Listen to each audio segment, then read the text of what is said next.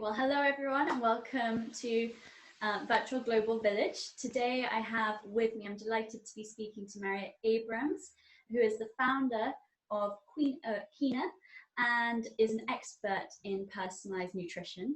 Mariette, I'm delighted to have you here today to educate us about this very innovative form of nutrition, personalized nutrition. So to start with, would you please be able to tell me why nutrition is important, specifically in the prevention of chronic diseases and our personal development? Yeah, I think nutrition is really the foundation of health. It's what we eat, even the combination of foods or the specific components of food are really how to optimize, how our body functions really. So if we have a good diet, that contributes to good health. And so it's the foundation not only of our health, but also in terms of how well we learn, how well we perform. And so really nutrition is at the base of everything. Great.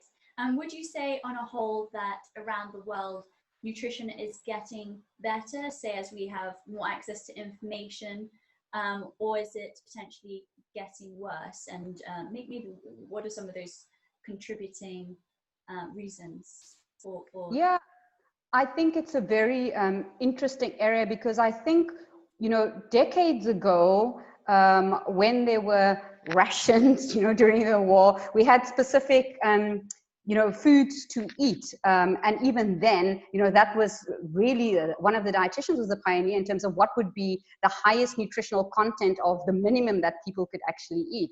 But as technology and mass production has evolved, we started getting microwaves in our homes, we started getting freezers in our homes, and that has really changed our eating habits. So how we try to save time, how we try to juggle work and family has led to what we select in what we put in our shopping baskets. Now we are at a stage in this industrial age, I would say, where we have a very, very heightened sense of the importance of nutrition and health. So it's not so much about, just the convenience and quickly, putting something in the microwave or the oven. It's now about how do we feed our bodies and what impact does that have on our actual bodies and how we can prevent disease and optimize our health. And so that is the shift that I think has happened. And so I think although the access to food has increased and we are now have overabundance of foods, it doesn't necessarily mean that the quality of the food is necessarily better. So while access has improved, the increase in access in poor quality food has meant that our nutrition has suffered.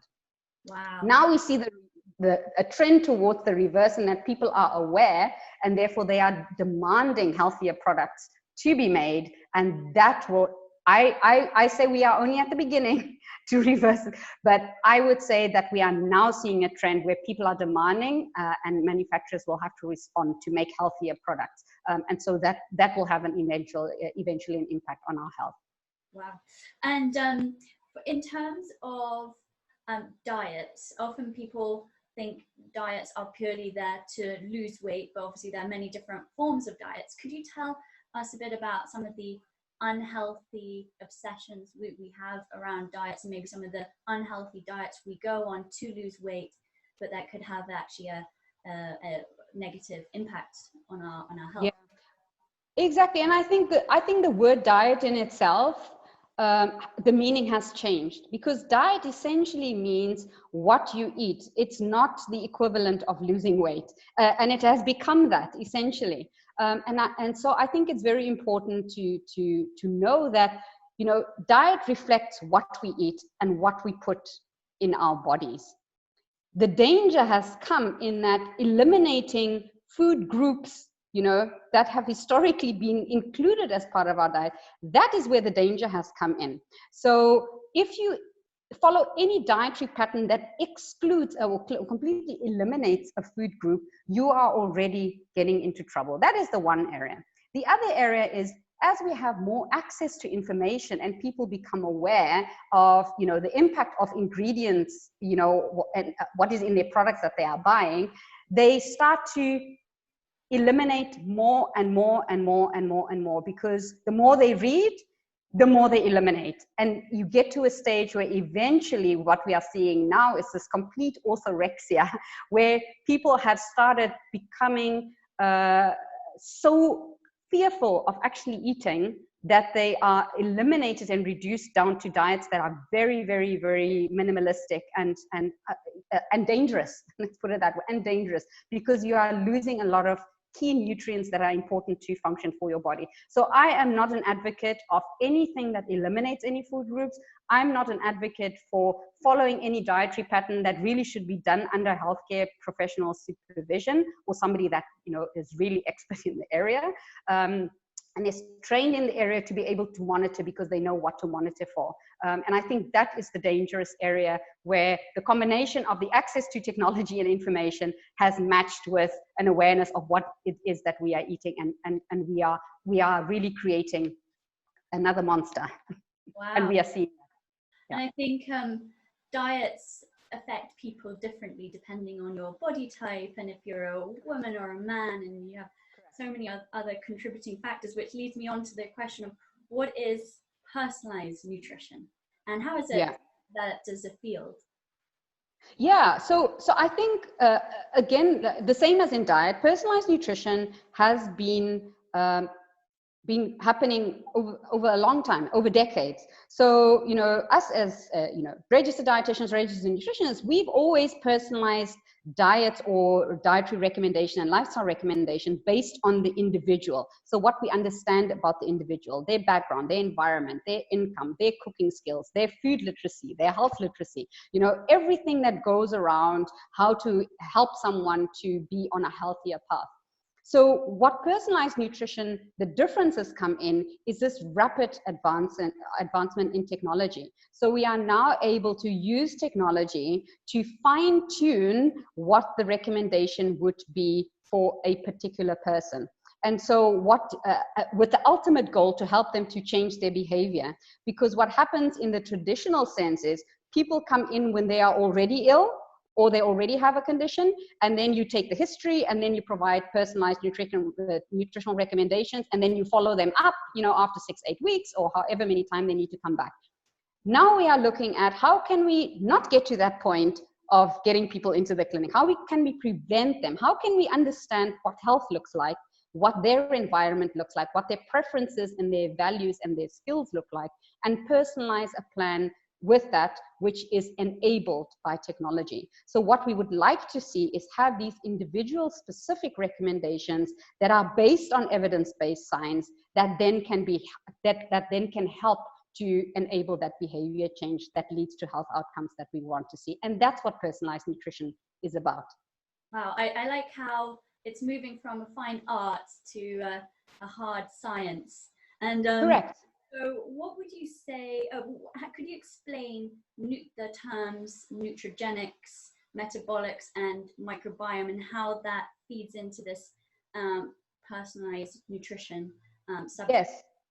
Yeah, so personalized nutrition at the level that you are talking about is really at the highest level of what we call omics technology. So in nutrigenetics, we look at the genetics of a person and how the genetics can either influence how you respond to dietary, you know, ingredients or active molecules in the actual food, or how your genetic makeup can influence how you respond or what your nutritional requirements might be. So that is the interaction of your genes with your environment or your diet or your lifestyle. Yeah.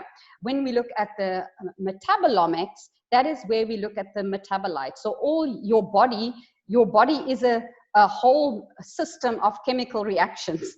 And during those chemical reactions, you make these little metabolites that can be tracked or measured within your blood. Yeah. And so with that, we can then say, okay, looking at your metabolites, for example, you are likely to follow this kind of a dietary pattern, or maybe this is how you absorb a particular, you know, food, or we can see that you have a high intake of whole grain foods, for example. That is what metabolomics is about. When we look at the microbiome, we look at your gut as a system on its own. So how does your gut influence how you respond to your diet, your lifestyle, you know, medication, or stress levels or anything like that as well. So your microbiome in itself has got an influence on your health directly, because it impacts you know, how you respond to diet as a whole, but also influences how good your immune system is. For example, we know now there's a connection between your gut and your brain, so we know it has a very big influence on your mental health. And so all this is emerging right now, but we understand that the body as a system, we can't just look at one particular area. We need to understand how the different systems work and how they interact with each other, and that can be specific to the individual. So it's different from person to person. I like it because it's a very sort of holistic science. It pulls together so many different forms of medicine and science. But obviously there's so many different, everyone's individual. How would you sort of help a brand or food company then use personalized nutrition within product development?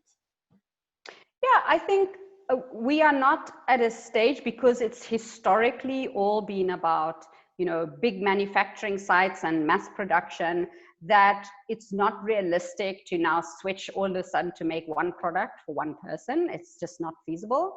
What we do understand and what we're trying to see within the market now is that there are groups of individuals that may have a particular way of, you know, metabolizing food, how their body uses a particular food. But when we come back to the definition of personalized nutrition, you know, are you offering your brand that is specific for, you know, people that are vegans or athletes, for example? So the personalization doesn't necessarily have to happen, or doesn't happen on that higher omic level, but it can happen on a lower level where we know people respond, you know, by measuring either their blood or how do they respond symptom-wise, or do they feel better, and also what their preferences are in terms of what their lifestyle is about, and how it fits into their daily and their family life, for example.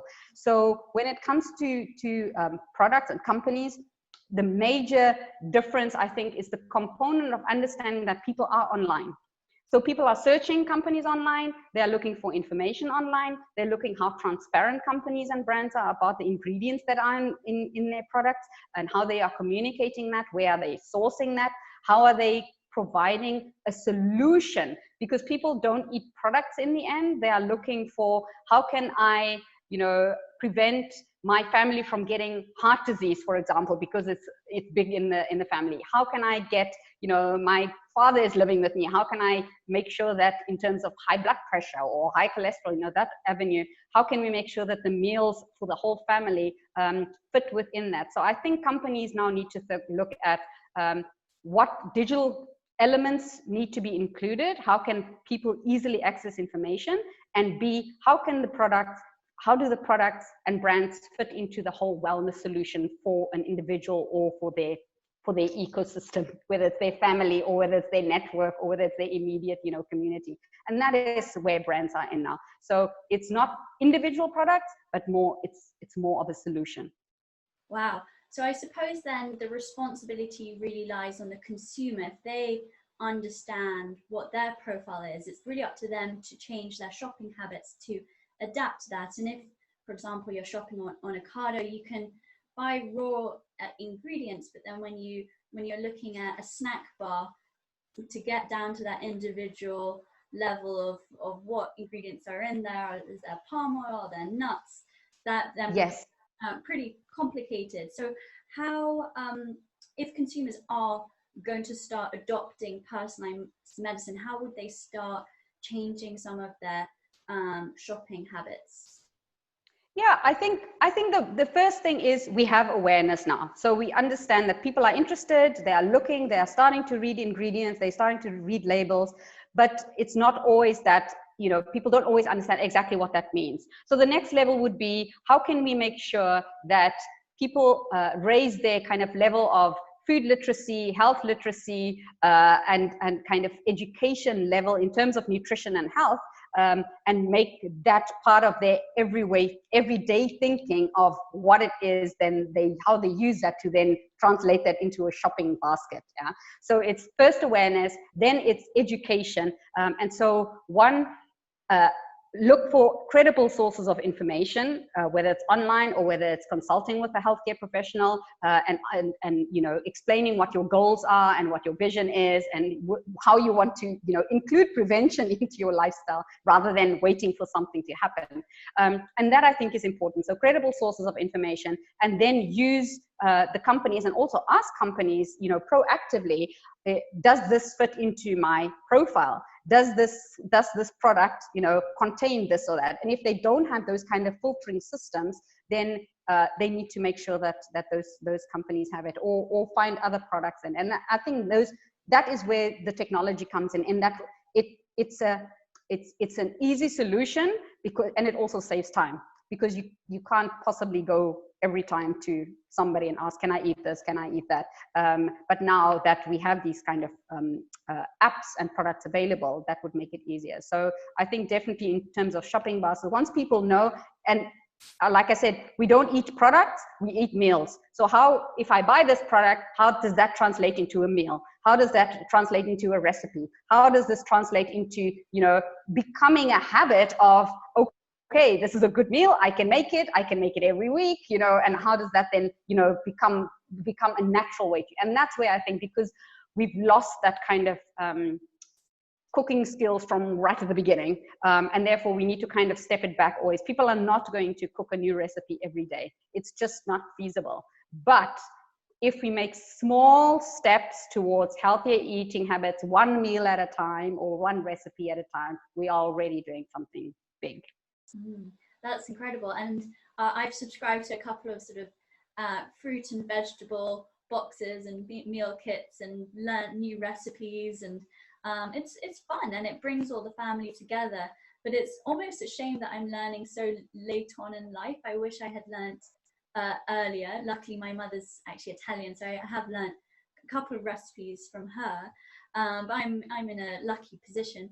So as a nutrition educator, what do you think is the importance of teaching nutrition early on to even, say, children at school, and potentially even adding that onto the national curriculums? Yeah. I think I mean, the research has shown that the children's eating habits are kind of established at about 4 to 5 years. And so if we can really raise that awareness, those skills, that interest, that passion for food, real food, really early on in life, that makes a huge difference. And so we do already have inclusion of nutrition within schools, but not nearly enough. Even if I look at my own kids, we teach them about, the healthy eating plate, for example. But I think the next step in terms of what impact does that have on your body, that is the bit that we don't do very well. We teach them how to make a fruit salad and, how to make a healthy sandwich, for example. But what does that actually do on a molecular level? I think the kids now, with technology, with games, with, gamification, all these different things, kids learn at a different level, and we can we can leverage this technology to teach them at a new level of how to combine ingredients, teach them what happens when you eat that apple, where does that, what does your gut do with that fiber? I think that is the kind of things we need to now step up and move away from the education that we did for decades in exactly the same way that hasn't changed with the times and the rate and the stage that our children are at now. We can do a lot better. Fantastic, that's great. And so if you were to look at public policy today as a whole, what do you think is missing from government's plans, and what would your recommendations be to government who want to address chronic diseases that are caused by malnutrition? Yeah, I think we need to start at right at the beginning. So even if we look at training, for example, and how we manage our healthcare systems, it's really based on a sick care system. And so we wait for people to get sick. We wait for people to come in and complain about aches and pains. We wait for people. And then when it comes to, people seeking information and advice, they can access it. Sometimes there's, a long waiting list depending on what the kind of condition is. But I think we have a good grasp of how to deal with sick people. What we don't have is a very good grasp of how to prevent people from getting there in the first place. So what we don't have at all is have this personalized preventative approach. Why can't people have a personalized prevention consultation paid for by the healthcare system? That we don't have. We kind of go eat your 5 a day, reduce your alcohol, increase your activity. But that doesn't mean for anything for anybody who needs to know day to day, how does this impact me with my children, with my busy life, with my 2-hour commute every day? And that is the level that people want to know now. And so I think that's where we can start to make that accessibility very easy for people, so they know where to go, they know they can get a personalized plan, and they know that they don't have to pay out of pocket to get that kind of advice, because that doesn't make it equitable. You actually get the better deal if you are already sick, and that's not how we build a healthy society. So we really need the funding. We really need the reimbursements for nutrition experts to be providing those kind of one-on-one services, because we know the research has shown that individual personalized advice works for behavior change. And so we need to ramp that up, and we are not there at all. Yes. And I agree, and it definitely should be free, accessible advice for everyone. And I came across recently, I've always known that homeless people, they suffer a lot from mental health issues, alcoholism, but quite a number of them, because of their diets, actually suffer from diabetes, and they don't have the insulin to look after their own body. So that's potentially, a fatal issue, but I'm sure in time all of these things will be looked at. But thank you so much for your time today. I've learned so much, and you've been incredibly generous with sharing your information. Would you mind telling me what the 3 top takeaways should be for the audience here today? Yeah, I think the first thing to know is that personalized nutrition, is not a fad. It's not a trend. It's something that is going to stay, and it's the culmination of personalized medicine together now with personalized nutrition. It only goes hand in hand, and we understand that with if we're going to prevent chronic diseases, personalized nutrition and lifestyle are the key components where we need to start helping people better. That's the first thing. The second thing is that technology is an enabler to equalize access to information and to healthcare. So you don't need to have private insurance. You don't need to be able to, go to a clinic. With technology, we have the ability, but we need to make sure that it's representative. We need to make sure that healthcare professionals are involved in the development and the curation of the information and the recommendations that are given, for example, and that is incredibly important. And the other thing we need to understand is that in terms of tech-enabled personalized nutrition, we are really at the beginning in terms of research and understanding what is the best way and what is the best advice for an individual. However, if you follow simple steps, right now, there's already a lot you can do by just increasing, your fiber intake, for example, reducing the amount of fast food that you have, increasing the activity that you and your family have as well. And so there are simple things we can already do. I don't think that we should always think that personalized nutrition, you already need a test or something like that. There are small things you can already do, personalized to you, to improve your health in the long run, in the long term. Wow, well, brilliant. Thank you so much. I really enjoyed that. And I look forward to speaking to you again soon. Thank you, Francesca. Thank you for having me.